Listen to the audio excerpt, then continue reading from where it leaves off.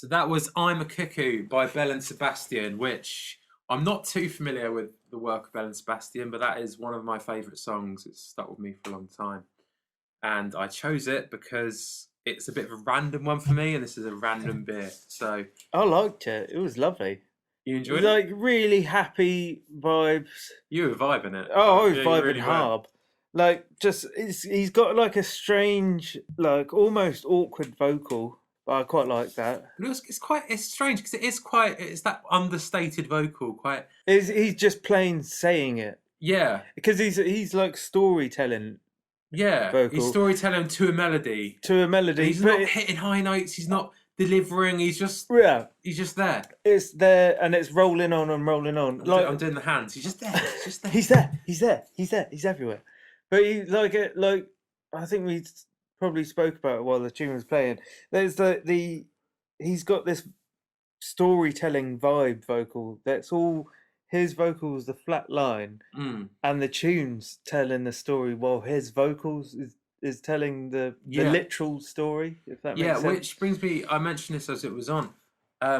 It's one of those songs that I don't understand how they wrote it, because it's a very storytelling song, like a very singer-songwritery way, that there's a story and that he's written it on his own. You'd be hard-pressed to do that in a... Yeah, but the music the band is playing is like jammed. It's been jammed. Yeah, it's jammed. It's like it's been created in the practice room. It's like they've just gone, I've got a riff, I've got a bit, let's come up with a vibe. And yet and maybe that's what happened. And he's like, I've got a little story I've written, and that just fits over the top. I'm going to jam a story. Yeah. That's so hard to do when you think about it. It's honestly, I can't imagine writing this. You'd have to be in a very... Although saying that, a lot of your tunes are very story-based. That's true, but... So you must have to jam the story first. Yeah, but doing it on your own, doing it on my own, is kind of easy. Because you're already making the jam. Yeah. I want it to go like this, and I have time to do it on my own, but I can't imagine... You've got the jar, so you've already made the jam.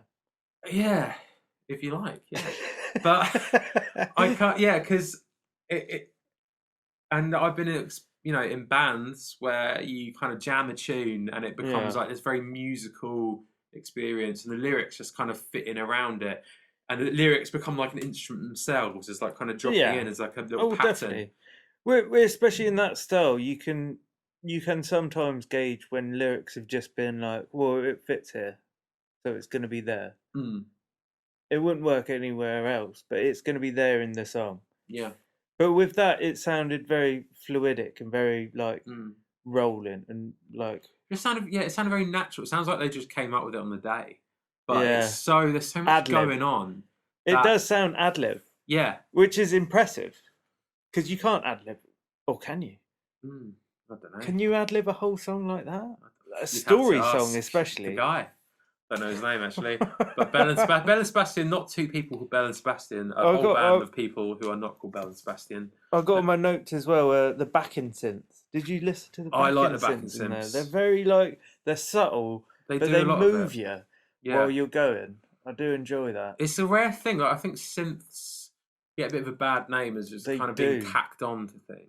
Yeah. But they're quite an integral part of Belle and Sebastian's songs. From the little songs I've listened to of theirs, whenever there's synth, it's there for a reason. They didn't just go, let's whack a synth on. Well, I think that's like how there's time has gone of when synths were about, everything was made with synths, and then over time, so like now, synths are used very slightly and toned down a lot in the background to push certain emotions. Yeah, which I think is beautiful. But I think that tune has the perfect balance of the both. They're quite out there, but they're pushing them emotions really well. I like that actually. I didn't think of it like that. And I think we talked last week about that B&B Nation track sounded quite 80s. There's a lot of synth going on. Yeah. I think a lot of stuff, when people realise you can do things with synths, a lot of 80s stuff, not all of it. I love a lot of 80s music, but a lot of it, they were like, we can use synths now. We use it for everything. Synth drums, synth bass, synth vocals. It was just all over the place. It's the price of labour. It's, why employ a drummer when you can do it with a synth? And I think, I don't know when this song came out, and I think it might be early 2000s. But it did still sound early 2000s. Yeah, and I believe it was at a time where synth wasn't popular. You know, the whole synth sound a bit resurgent It late got- 2000s. But this is the thing. It went out of popularity, but it went out of being heard Yeah. as popular, if that makes sense. So all the things still had synth in them, and they were just in the background, like I was saying, just pushing emotion. Yeah. I probably won't talk about it now.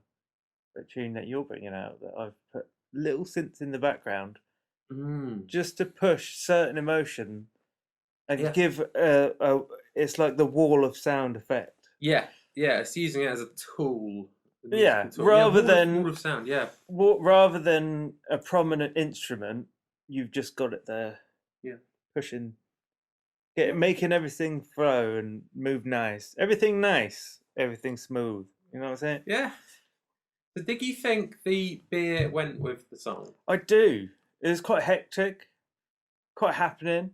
Love the horns at the end of it. I do love the horns. Did they only come in at the end of it? Yeah, so? they're a nice touch. And they're like it's like a big end to have horns like that. Isn't it? It's like the last quarter of the tune. There's just horns. It's yeah, like, out of nowhere. Yeah, ha ha. We're very vibrant, and there's a lot going on in the track, which I think is quite like the beer. Yeah. Oh, definitely. And I think we talked about the beer being ready for a night out or like end of the night bit. And I don't know if that really suits the song per se. No, I think it does. I mean, if I was walking to the pub, knowing my mate's there, he's already like 10 pints in. And you're drinking one of those. Just as you get to the pub. I've got 2 of them for my walk. You can see the pub down the road and the horns come in on your speaker. The horns are on. You're swigging the last few drops. There you go. You get to the pub. You're ready for a night out. Yeah, okay. That's a good time. You know, that's a good time to be alive. Yeah. Just in general. You know. Yeah, it is really, isn't it? Can't wait for the pubs to open. Oh god! By the time this out, they might be. I've got to edit this. Anyway, I think that is time to move on to next beer, next track. Next track. And if you enjoyed that, that was I'm a Cuckoo by Belle and Sebastian, and we were drinking Baby-Faced Assassin by Rooster Brewing Co. A Yorkshire beer, I believe. I will put it out there. Rooster Brewing Co. since 1993. Which I think Belle and Sebastian 1995. So we've tied that in quite well. Quite well, yeah. Cool. And Rooster's Brewing Co. If you're listening, send us more beers. That'd be sweet. Send us a tweet at Top of the Hot. Or we'll tweet you. Pod. Who knows? I need to remember this. Should we tweet them? Let's tweet them. We're tweeting you. If you listen to this, we've already tweeted you by now. Too late. You're on the cast. Right. Dan, what's next? What's next is one of your beers, actually, isn't it? Oh yeah, I've picked the beer next, don't I? How do you pronounce this one? Einstök, I believe. Einstök, which is an Icelandic white ale. Olgerd? Oh, Einstök Olgerd. So I don't know anyone Icelandic. I've never been to Iceland. I don't know much about Iceland. So if I pronounce anything wrong, I apologise. But they've got like the longitude and latitude of Iceland on there. Okay, so if you've got one of these at home, or if not, check out our Instagram. Refer to Pod. Instagram, Twitter, whatnot. And you can find a picture of Einstök. It's got a nice picture of a Viking side profile. It's quite just double coloured, quite simplistic. You've got a silvery metallic blue on a white background. It's like slaty blue. I like it. Mm-hmm. And it's an Icelandic white ale. Now, again, last week we had black lager, which was quite an interesting mix. Oh, dark. Was it dark lager or black lager? I can't remember. Black lager, I think. Yeah. White ale. Do we know? So I know about white beer or like. I don't know, man. Like whether they white ale is interesting. They just say what they see, don't they? Yeah. If it comes out that, it comes out that. Crack it open. Yeah, mass. Cheers. Oh yeah, I fucking like that. That's really nice. That's a good beer. It's almost like what's the word? It's almost like caramelly. It has got caramelliness. It's got, but not the taste, but the thickness of the sense. If that makes sense. Probably does. I know what you're trying to say. There's in the first sip, you've got very I can't think of it. It's very like pure and clear tasting. Yeah, definitely clear. Yeah, Mm. and it tastes really fresh. There's something about the texture of it that's unique. I love it. Oh, you're over the moon about this. I'm loving it. I'm reading on the can, brewed with coriander and orange peel. Yeah. See, that's something them two things I wouldn't associate with Iceland. To be No, honest. interestingly, I've only just read this brewed with coriander and orange peel. But That's then the same as Hogarden. You've had Hogarden? Or No, I Hogarden? don't think I have. Dutch beer. Yeah, I have. Quite Yeah, a popular one. I have. That's coriander and We've orange had peel. Hogarden in Amsterdam before. Mm. Yeah. Yeah, of course we have. But let me read this out. Coriander and orange peel. But then this is the thing. I say it doesn't make me think of Iceland, but you know, with like the Viking thing of like they went everywhere, man. Yeah. They took everything. Yeah, I don't even know where coriander originates. It wouldn't surprise me if Vikings went there and pillaged. Brought it home. They did it all, didn't they? Exactly. So original. let's read the can. Our quest was simple. We wanted to make the best white ale we ever tasted. Which is interesting because this might be the only white ale I've ever tasted. Anyway, that's the point, yeah. We got there with the complex flavours of the classic wit beer, what I was saying, including. Right. So yeah. So if it's white ale like that sort of beer, that's a German classic, isn't it? Really, Weisse Pilsner or Weisse beer. So they've gone for that, including orange peel and coriander. All brewed with pure Icelandic water and a touch of oats that deliver a cool smoothness that is uniquely flavourful and refreshingly drinkable. Now, it is fresh. It must be the Icelandic water. Yeah. That's what... Now you've said it, while I drink it, I go, oh. There's something about the texture of the actual It feels like I'm drinking an iceberg. Yeah. It's beautiful. It's like we've been recording this podcast for over half an hour now with and this was just sitting on the table and it's I think we've got the heating on in here, so it's not the coldest it could be, but it tastes like it's come from an Icelandic freezing cold pool of water. It's cold not by temperature but by feel. Yeah, if that makes sense. Yeah, definitely. And I've had this once before and I think I felt that exact same thing. I had it straight out of the fridge and it was like brain freeze, but not brain freeze. You could get. I'm sure you could get brain freeze from this if it was in the fridge. But I see what you mean. But it was just so. It was like it's so fresh, so refreshing, and it's still refreshing now. Yeah. If we had it straight out of the fridge or even the freezer for 10 minutes, it would be like. Oh, that's insane. Bad times. No, I do rate that. It's good. So the percentage on this beer is 5.2. So these days that's pretty weak, to be honest, isn't it? By craft beer standards, 5.2. Not weak, not weak, but it's like your general shooting for sort of. Which is good because I reckon I could do a lot of these and feel brilliant. I could session these, yeah. Yeah. They're like really nice and fresh. I bet you each one tastes. If you were to have like 3 of them, the third one will taste as fresh as the first. Yeah. So when you go to a festival and you bought some beer and it's sitting in tent and it's the middle of July. That's the one. That's when you need one of these. Pull out one of these. It might be actually 10 degrees. It might be tepid. But it would be refreshing because it's Icelandic water. It's that Icelandic water. So we haven't mentioned the fact that it has oats. Well, yeah.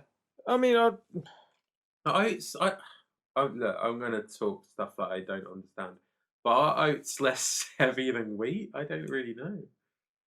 I mean, I would have thought that's why. Isn't that why? Like it was in the German style, Weisse beer is oats. Oh, and the other beers, the other stuff. Yeah, it changes the texture. Shows how much I know about beer, really. But you know what I mean? It's like.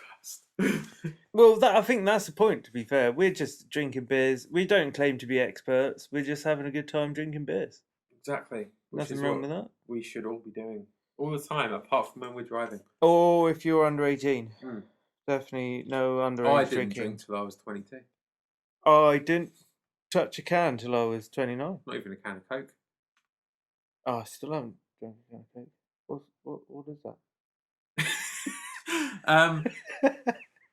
So, Dan, you haven't talked much about the artwork of this. I haven't, and I only just saw from looking at you that on the back of it, I've been looking at the front, but on the back of it is the main sort of emblem logo slash piece that they have in large, and I love that.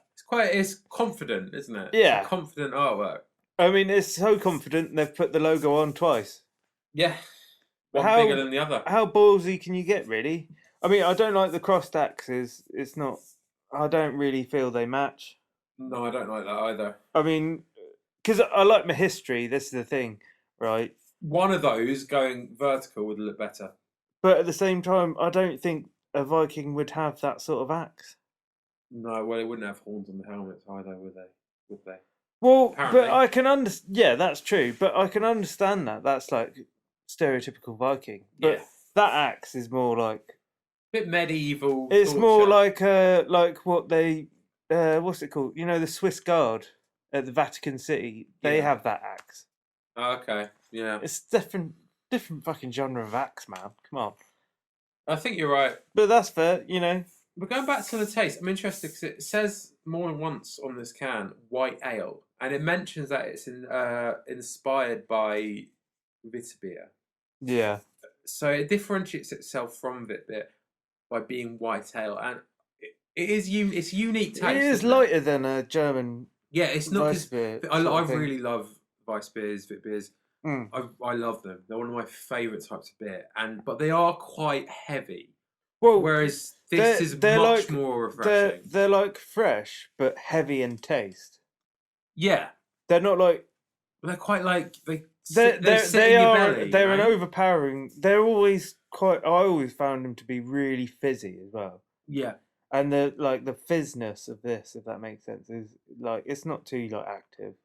yeah. You know, it's like it's not a mad. You know, I would say that's like a third of if you pop a can of Coke. That amount of fizz. Do you know what I mean? Yeah. I quite like that. But it's just genuinely so refreshing. I've had it once before, a long time ago, and that's why I chose it tonight because I knew I like it. And I thought you'd like it, and it's unique. It's something very different from anything else I've had, and it's just. I think you could have this any time of day, anywhere, and not be disappointed. You could. That would be good. It's good barbecue beer. Good barbecue beer, good festival beer. Good festival beer. Have it with pretty much any food. It's a good session beer. You could drink a lot of them. Yeah. What is it? What was it? 5.2. That's pretty good. That's all right. That gives you a nice bit of kick. But if you're at a festival, that will keep you going, get your buzz on. Why drink? Keep you refreshed. What's 5.2? Kronenberg 5.2. Around there. San Miguel, around there. Yeah, it's that sort of like. It's that sort of range. Yeah. Rather than drinking one of them, just drink one of these. Drink one of these. Yeah. Beautiful. So let's. It's probably about time for me to ask you, what song have you got for me? You can ask me, and I will try to remember. I did have it written down. Let me have a quick look. Hang on. No, we'll have to edit all of this out, won't we? That's okay. Oh, what was it you were asking, Stu? What song have you got for me? The song I have for you is actually by a band that just sort of makes me want to drink Viking juice. Okay. Because that's when I look at this can, I go, it's got a Viking on it. Yeah. And it just screams at me, I want to listen to CKY. Okay. Which is a classic band. I got into them a long time ago. Probably from my brother. I did not expect this choice. This is a very 2000 choice. It is, yeah. But, you know, I was rocking around in 2000s. A young lad. Yeah. And Disengage the Simulator by CKY was quite the tune for me. And it just sort of it settles in with me of like, I want to be drinking some Viking beer while listening to this tune. Okay. Let's put it on. Run the tune.